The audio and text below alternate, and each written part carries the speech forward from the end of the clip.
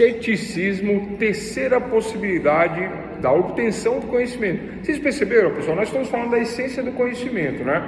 O que é essencial para se conhecer algo? Então, falamos do ponto de vista objetivo e subjetivo. Do ponto de vista do objetivo, né? Eu analiso o objeto em relação à pessoa, né? Sujeito e objeto, né? Dessa relação eu faço uma análise e tenho uma teoria objetiva. Ponto. Do ponto de vista subjetivo, aí da relação entre eu e o sujeito, agora não o objeto, mas o sujeito, dessa relação, desta análise dessa relação entre sujeito e sujeito, teoria subjetiva. Ponto. Foi o primeiro momento da aula que nós falamos aí meia hora sobre isso daí, né?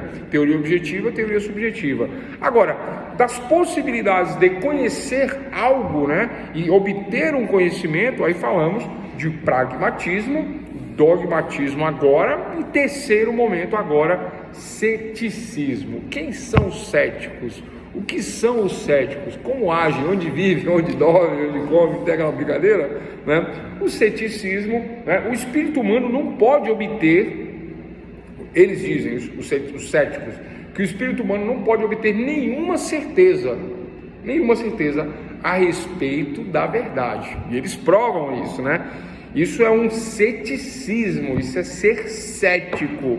O ser humano não pode obter certeza nenhuma a respeito da verdade, né? Cético, né?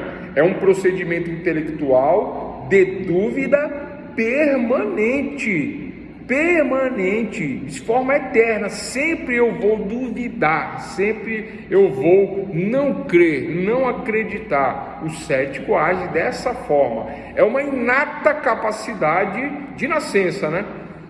Aliás, uma inata incapacidade de uma incompreensão metafísica. Professor, repete aí, vou repetir. Uma inata incapacidade de incompreensão metafísica. Eu não compreendo além da física, né? Para além da física, de forma metafísica, eu não consigo compreender. E é óbvio, porque se eu não enxergo, eu não vejo, não há evidências de ver, provar. Se eu não provo, se eu não vejo, eu não enxergo, eu não acredito, eu sou cético, tá tudo certo, né?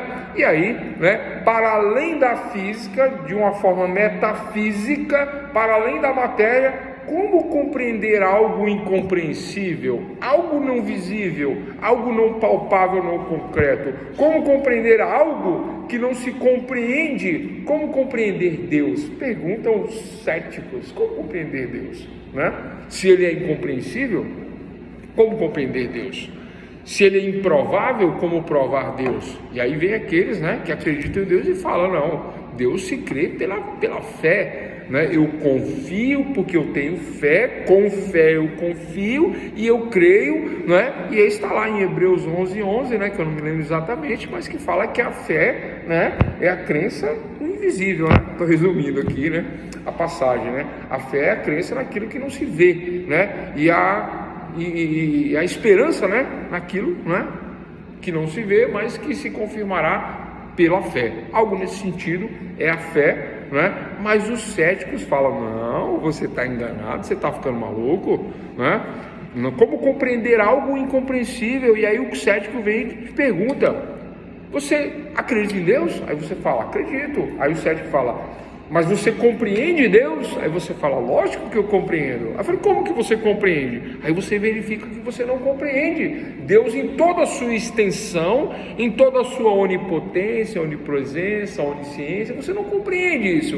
Aí o cético fala, tá vendo? Você não compreende. E se você não compreende, se é incompreensível, como compreender algo incompreensível? Portanto, não é? A eterna dúvida. É a doutrina segundo a qual o espírito humano não pode atingir nenhuma certeza a respeito da verdade. Esta certeza você não tem. Aí, aquele que acredita, aquele que tem fé, fala, não, mas eu acredito pela fé. E aí o cético fala, você acredita pela fé, mas você não prova, você não traz evidências, você sequer compreende algo que é incompreensível. Aí você confirma, realmente eu não compreendo, mas a fé é desta maneira, não é? Entendem o que eu quero dizer, onde eu quero chegar? Eis o ceticismo, né? O espírito humano não pode ter certeza nenhuma a respeito da verdade e não tem essa verdade, não tem essa certeza e parte, né? Os céticos partem para a metafísica e fala: olha, além do que você enxerga, você não consegue ver. A redundância, além do que você enxerga, você não consegue ver, mas eu digo mais, você não só não consegue ver, como você não consegue evidenciar, de ver as provas. As evidências me levam a ver as provas, e se não vejo as provas, como que eu posso provar algo, como eu posso compreender algo que é incompreensível?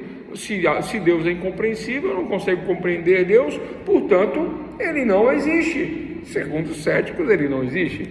Bom, atingir uma certeza a respeito da verdade. E mesmo quando os céticos veem algo, eles ainda questionam, eles ainda duvidam, porque o ceticismo tem essa questão, né? Mas eles sempre vão além da física, né? Sempre buscam o lado metafísico, né? A questão religiosa ou absoluta do real, né? Uma compreensão improvável. Pergunta. Aí vem a pergunta, né? O cético vem e te pergunta para nós, pergunta para vocês, pergunta: o que está dentro dos átomos, né? Sendo o átomo, porque a questão do átomo, pessoal, por que eu cito o átomo e por que os céticos citam o átomo em um debate, né? Não é porque eles conhecem o átomo, é justamente o contrário, né? Porque o final de qualquer discussão física, entrando na metafísica, é dizer que tudo é poeira das estrelas, tudo é formado de carbono, e a partícula menor do carbono é o átomo, então tudo é formado de átomos, certo? Parede é formada de átomos, as cadeiras, os computadores, a lousa, o ar-condicionado, o prédio, todo o nosso organismo, então tudo se reduz a átomos. Essa é a discussão. Tudo se reduz a átomos, correto? Então, na possibilidade do conhecimento, nessa possibilidade de conhecer algo, os céticos viram e falam: olha, do ponto de vista cético, do ceticismo, né, de uma verdade improvável, né, vamos reduzir tudo a átomos, né? Tudo que nós vemos, né, e percebemos a olho nu, né, ou mesmo com utilização de microscópios de potências elevadas, etc e tal, tudo vai se reduzir a átomos. Pronto, chegamos no final da discussão. Caminhamos aí 2000 anos de discussão para não ter discussão, e chegamos no átomo e resolvemos a discussão. Agora, o que tem dentro do átomo?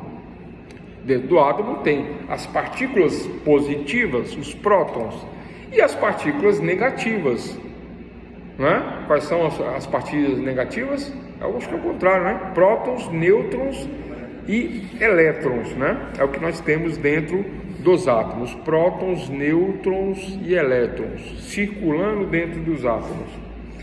E aí os céticos, e aí os cientistas, e aí os pesquisadores, né, com mega equipamentos, né, de última geração, né, além de um equipamento muito moderno chamado acelerador de partículas, né? Vocês já viram? Né? Acelerador de partículas, eles são, acho que existem 3 ou 4 no mundo, né?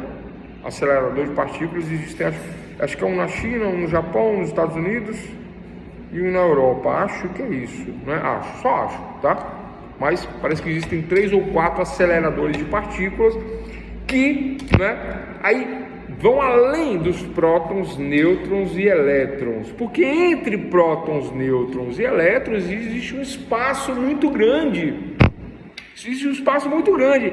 Este grande espaço entre prótons, nêutrons, olha só, são subpartículas atômicas, partículas subatômicas. Lembrando que a menor partícula do universo é o átomo, mas dentro do átomo existem partículas menores do que o próprio átomo, prótons, nêutrons e elétrons.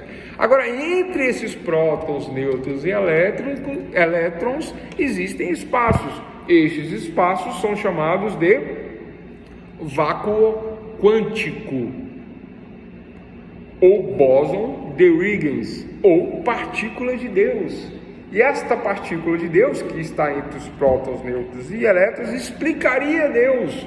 Aí vem a explicação para Deus. né, neste vácuo quântico ou nesse bóson de Higgs, porque existem as explicações, existem as teorias. Eu não vou explicar aqui porque vai demorar muito para explicar isso, né, e não é o objetivo da aula. O objetivo é entender que os céticos não acreditam, né, porque eles chegam nesse ponto de discussão, eles chegam na partícula de Deus e falam: você fala daquilo que você não vê, você fala daquilo que você sequer conhece, você fala daquilo que você não compreende, porque os cientistas, embora aleguem a existência de Deus no vácuo quântico, no bóson de Higgs ou partícula de Deus, embora os cientistas aleguem que ali está a explicação para Deus, ali está a explicação da presença de Deus, que é aquilo que você vê, não vê, mas existe, está ali entre prótons, nêutrons e elétrons, está confirmado pela ciência. O acelerador de partículas faz, né, essa